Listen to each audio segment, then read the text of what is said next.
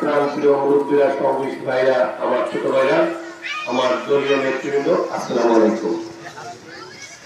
অনেকদিন পরে 2008-এর পরে এই প্রথম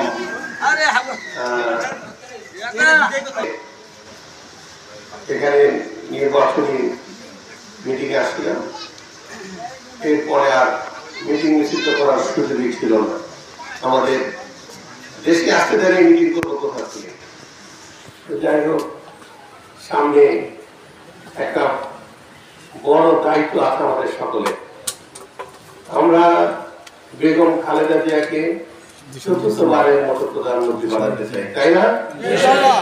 আমরা বেগম খালেদা জিয়াকে চতুর্থবারের মতো প্রধানমন্ত্রী বানাইতে চাই। আমরা সব নেতাদের রান্না খেলাম, কিন্তু আমরা রাতের প্রায় রান্নাও খেয়েছি, আমরা কলের সকল সাহেবের রান্না খেয়েছি, আমরা স্বামী সাহেবের রান্না খেয়েছি। তো কোনোটায় ঝাল বেশি, কোনোটায় লবণ বেশি, কোনোটায় কোনো মশলা দেয় না।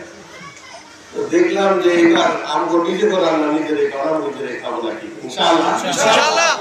আমাদের এবার দায়িত্ব হলো ইনশাআল্লাহ এরা যে কাজগুলি করেছে, এরা এই কাজগুলি এদের দ্বিগুণ বা 3 গুণ বা 4 গুণ করার ক্ষমতা পাইলে আমরা রাখি। কি কারণে রাখি?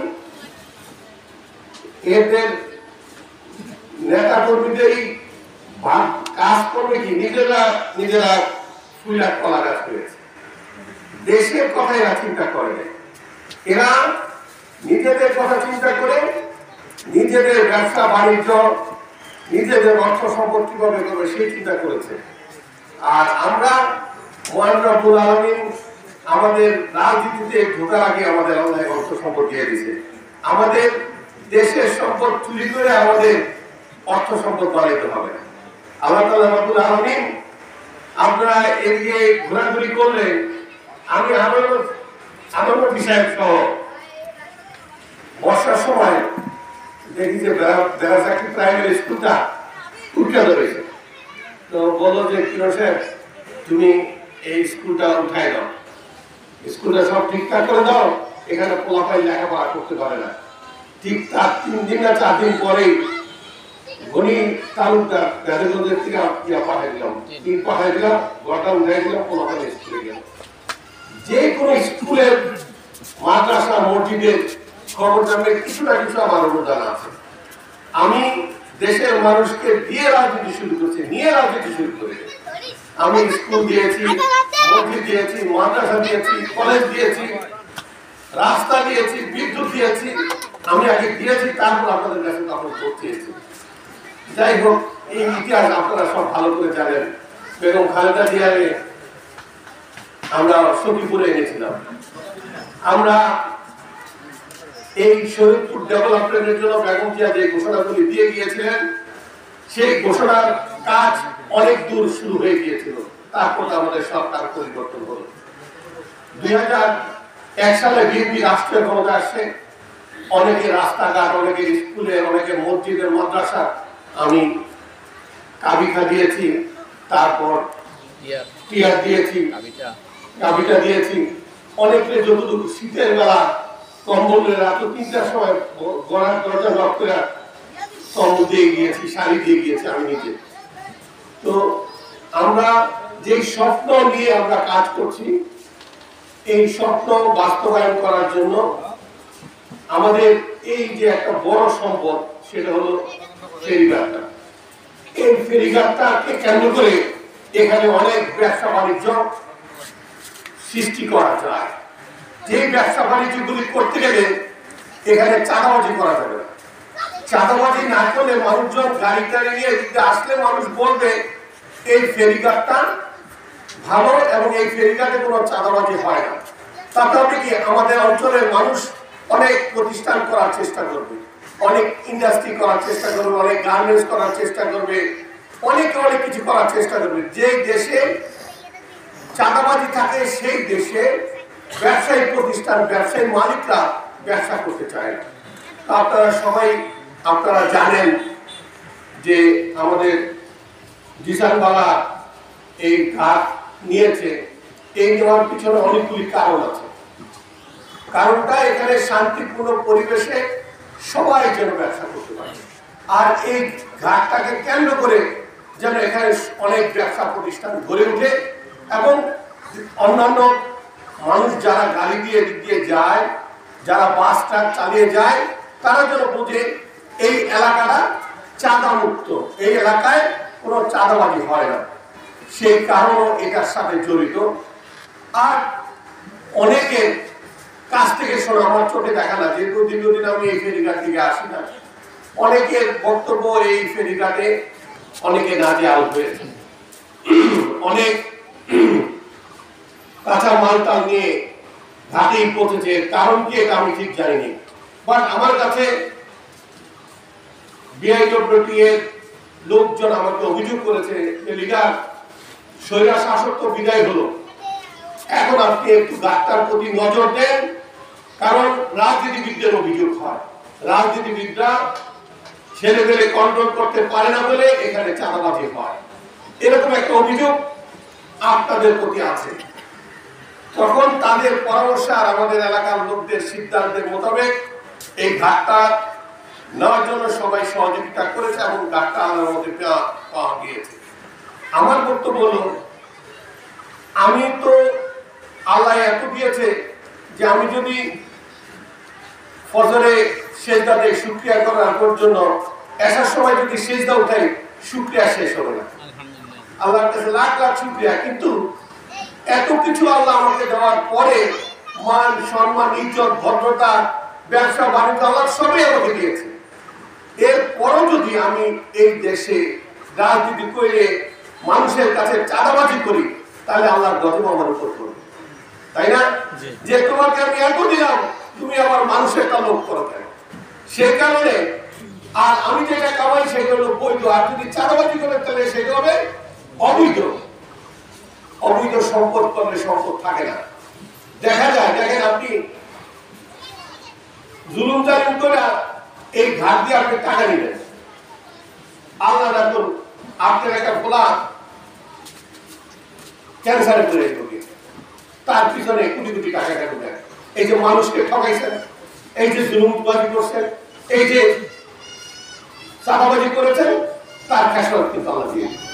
সেই কারণে সবাই হারাম এবং হালাল বেছে খাওয়ার চেষ্টা করে, কারণ এতে ইহকাল পৃথিবীতে আমরা ভালো থাকবো এবং আখেরাতে আমরা ভালো থাকবো। বললে আপনার আত্মীয় স্বজন কিন্তু পাশে থাকবে না। কবরটা দিয়ে 40 কদম যাওয়ার পরেই আয়েশা জিজ্ঞেস করলো যে তোমার রবকে তুমি কি করেছ, হিসাব শুরু হয়ে যাবে।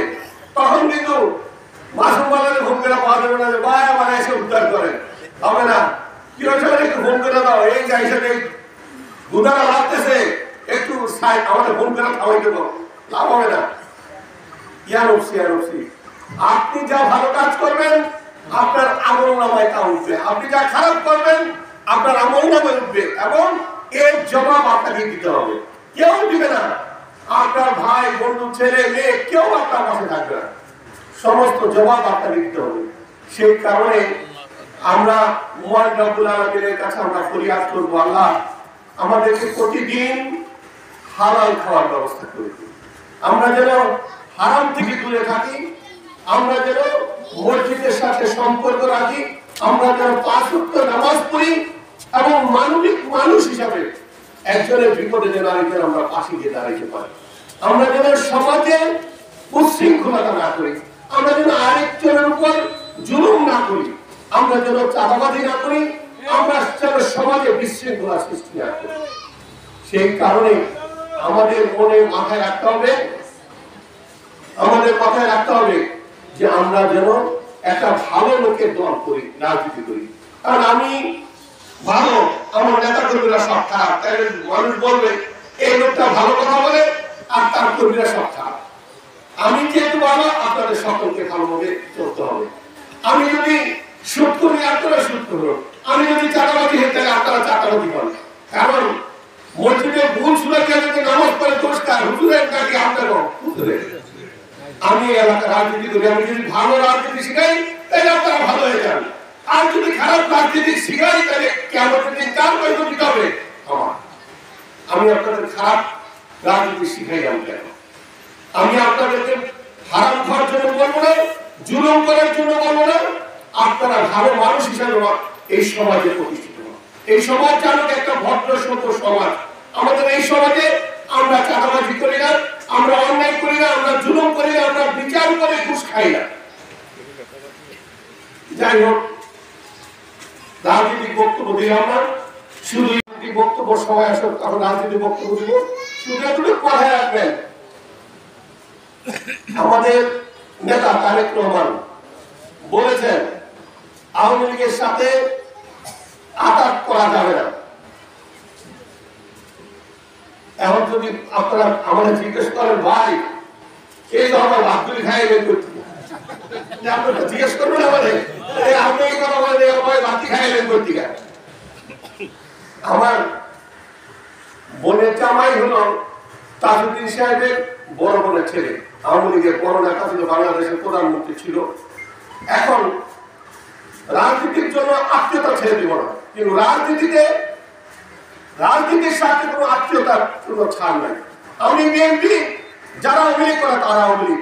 আমার কোনো কর্মী, আমার কোনো নেতা, আমার কোনো বন্ধু, আমার কোনো আদর্শিক কর্মী, তাদের সাথে তাদের বিপক্ষে আমার অবস্থান নেই। আমি সার্বক্ষণিক আমি আমার নেতা কর্মীদের মধ্যে। আপনারা এটা পেঁচাই ফেলেন না যে আপনি আওয়ামী লীগের সাথে আত্মীয়তা করছেন, আপনাদেরও মেয়ে ছেলে বিয়ে দেন, আওয়ামী লীগের সাথে আমাদের দাওয়াত কেন আমি এসে হাজির। আপনাদের একজন কোন কারণে একজন আওয়ামী লীগের ওলামায়ে দলের কোন মসজিদের ইমাম হয়ে গেছে, কারণ তার নামাজ পড়া কি ভুল হবে? তার নামাজ পড়া তো ভুল হয় না। যদি সে শুদ্ধ সূরা দিয়ে নামাজ পড়ায়, সে আওয়ামী লীগ করলো না, জামাত ইসলাম করলো না, জাতীয় পার্টি করে আমাকে হাত দরকার, আমাকে নিয়ম নীতি মাইনে আমাকে নামাজটা পড়াচ্ছে কিনা। আমি ওনাদের বাড়ির মেহমান, আজকে আমার স্বাস্থ্য ভাই ওনার মেয়েকে বিয়ে করেছে, আমি দাওয়াত খেতে গেছি, আমি দাওয়াত চলে আসি। কাদের কাছে চলে আসি? আমার লোকদের কাছে চলে আসি। ওখানে আওয়ামী লীগের মিটিং দিয়ে ওখানে আমি থাকতাম না। ওদের মাথায় রেখেন আপন আমার কাছে, আপনার আমার আপন। আমার তারেক রহমান যেদিন বলবে যে আওয়ামী লীগ ইচ্ছা করলে বিএনপিতে যোগদান করতে পারে, সেদিন যখন আহ্বান করবো আমার আত্মীয় স্বজন কে কোথায় আছে সব বিএনপিতে ঢোকো, সেদিন যদি ঢুকে আবার আপনাদের পাশে হয়ে যায় তাইলে আর কোনো অপরাধ নাই আছে। কিন্তু তারেক রহমানের নির্দেশনা লাগবে। আমি আমাদের নেতাদের নির্দেশনায় কিন্তু এটা চলবে না।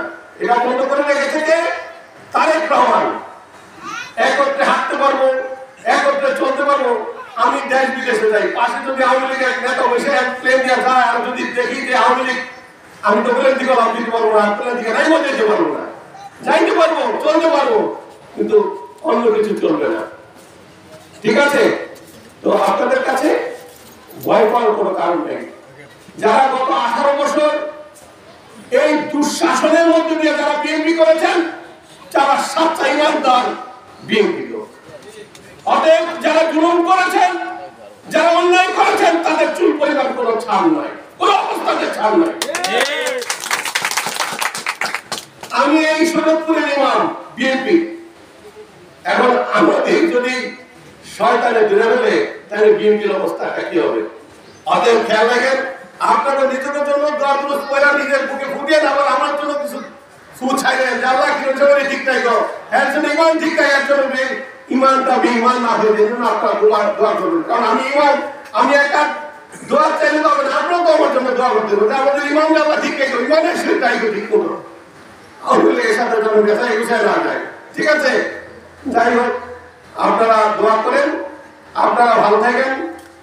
আর ইনশাআল্লাহ বেগম খালেদা জিয়াকে ভোট দেওয়ার জন্য প্রস্তুত থাকেন।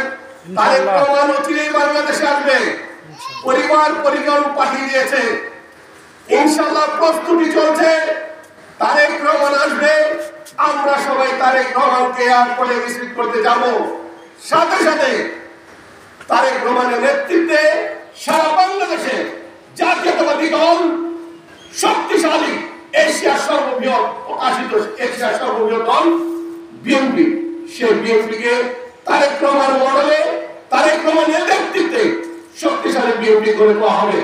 আগামী দিনে বিএনপি রাষ্ট্রীয় ক্ষমতায় আসবে ইনশাআল্লাহ, এবং সেই সরকারের প্রধানমন্ত্রী হবে বেগম খালেদা জিয়া। বেগম খালেদা জিয়া চতুর্থবারের মতো প্রধানমন্ত্রী হবে। সে বাংলাদেশের সুশাসন প্রতিষ্ঠা করবে, জুলুম নির্যাতন থেকে বাংলাদেশের মানুষকে মুক্ত করবে ইনশাআল্লাহ।